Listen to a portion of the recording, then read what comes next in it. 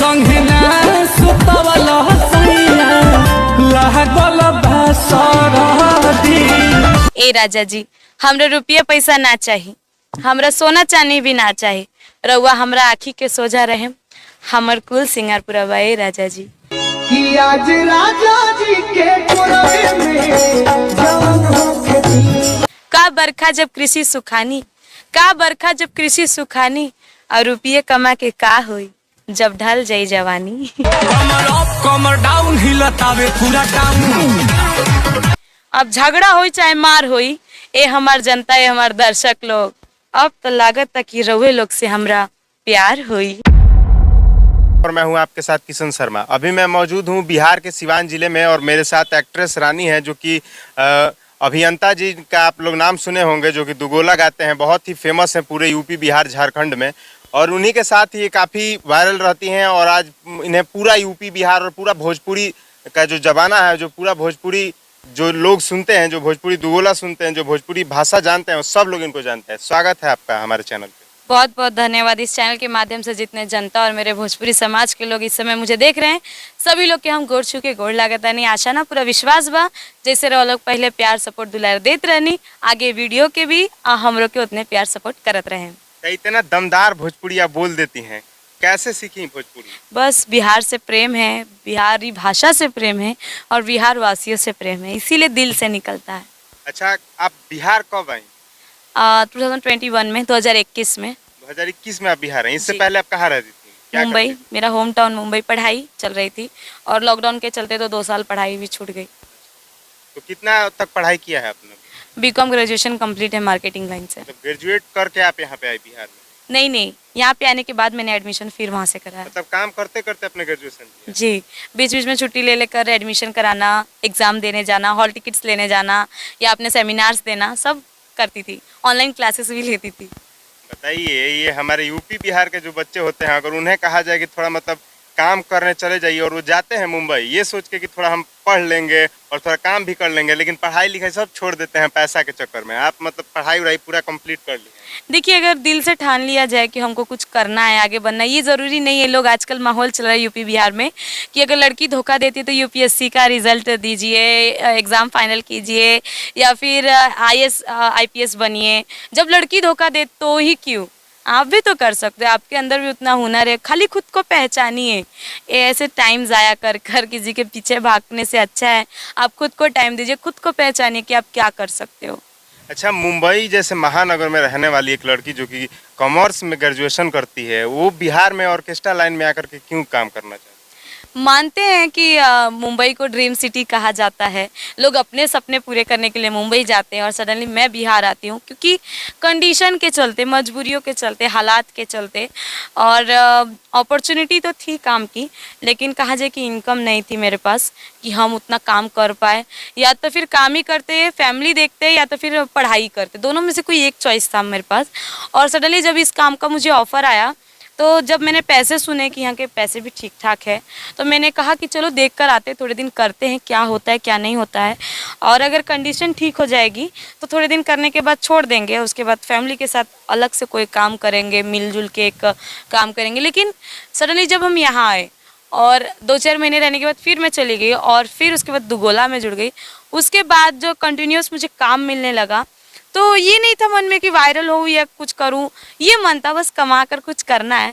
बस मम्मी का सपना था कि 1 BHK फ्लैट लेना है, वो हो गया, और गांव में भी घर हो गया, और ऊपर से अब सिवान में भी बहुत जल्द होने वाला है, तो औकात से ज़्यादा मिल गया, तो इसीलिए लगता है। और मेरी पढ़ाई भी पूरी हो गई। मैंने अपने भाई को भी BSc IT से एक IIT लेवल पे मास्टरी इस साल पास कर लिया, और मेरी बहन भी जो नेशनल स्कूल से पढ़ रही है, तो मेरे लिए बहुत अच्छा लगता है कि मेरे घर की कंडीशन उतनी बना पाई एक लड़की होकर।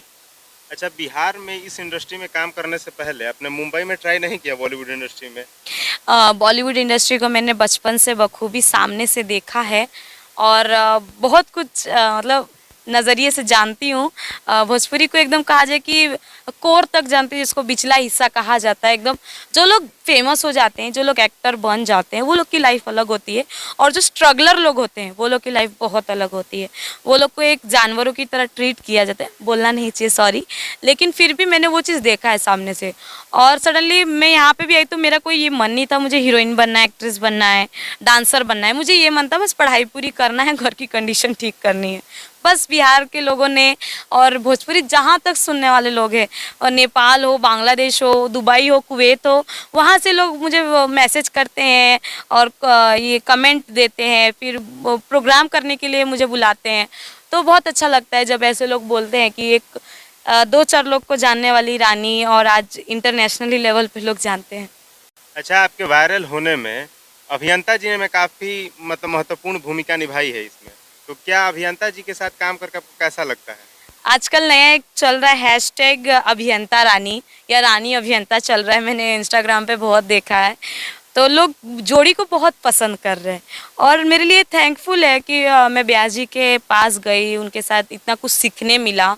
नारदी विदा से जुड़कर सनातन धर्म के बारे में, कथा प्रसंग के बारे में, चौगुन निर्गुण, एक संगीत का एक रियल कहा जाता है शास्त्रीय संगीत के साथ भैरवी, वो सब चीज़ मुझे यही मिला है देखने के लिए। और उतना मैंने सोचा भी नहीं था कभी मैं देख पाऊँगी, सुन पाऊँगी।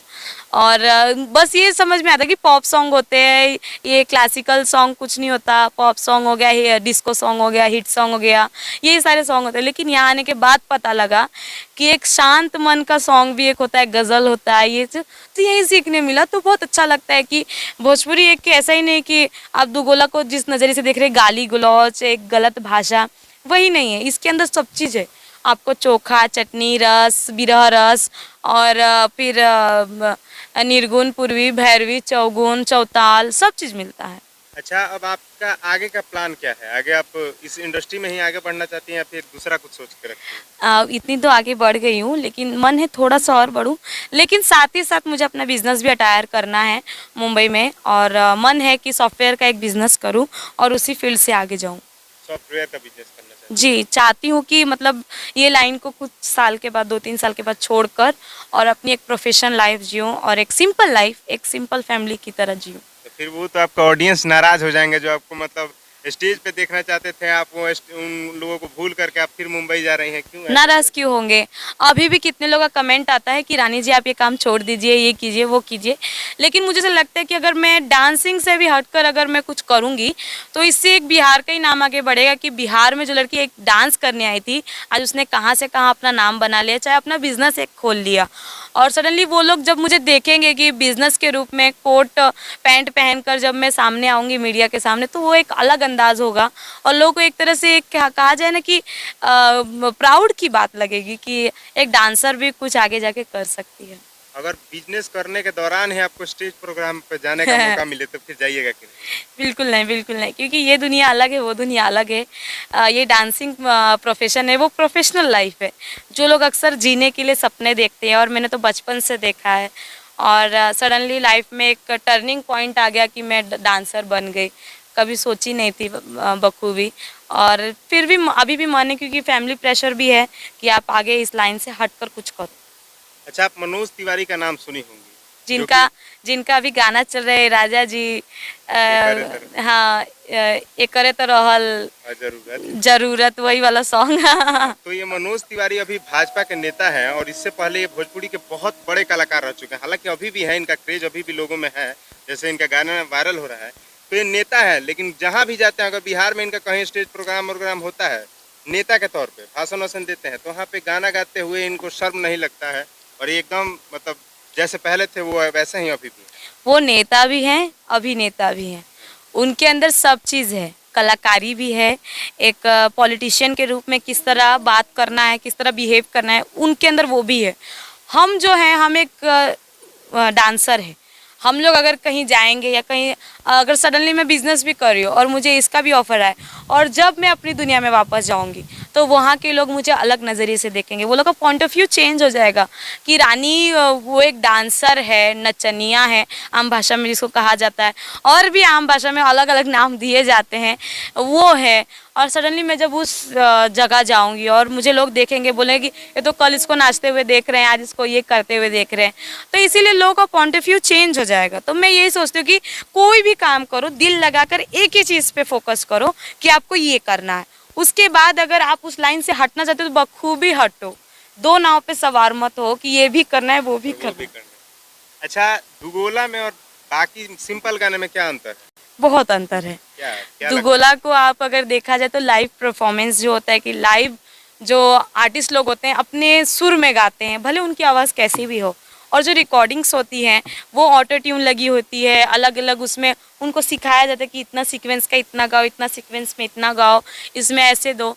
और जो दुगोला होता है आप लाइव देख सकते हैं कि लोगों को हंसाने का काम, उसके बाद बीच में निर्गुण होगा, बीच में आप देखेंगे कि सोहर मंगल भी होता है, बीच में कथा प्रसंग भी होता है, भैरवी होता है, चौगुन लगता है, ताल कब चेंज होता है, कब मुर्की लगता है, कब सैड सॉन्ग चालू होता है, सैड सॉन्ग में भी शायरी के साथ आता है। तो ये अक्सर जो गाने होते हैं, जो अभी के जो गाने हैं जो लोग रिकॉर्डिंग्स में आते हैं, उसमें सिर्फ एक सिंपल गाना है कि आप गाने 5 मिनट का 4 मिनट का सुनो, बस उसी पे डांस करना है, परफॉर्मेंस करना है। लेकिन ब्यास लोग में या चाहे जो लाइव जो गाते हैं वो लोग में बहुत कुछ है, आप उनको ध्यान से सुनेंगे तो भी उसमें एक अलग एक्सपीरियंस मिलता है।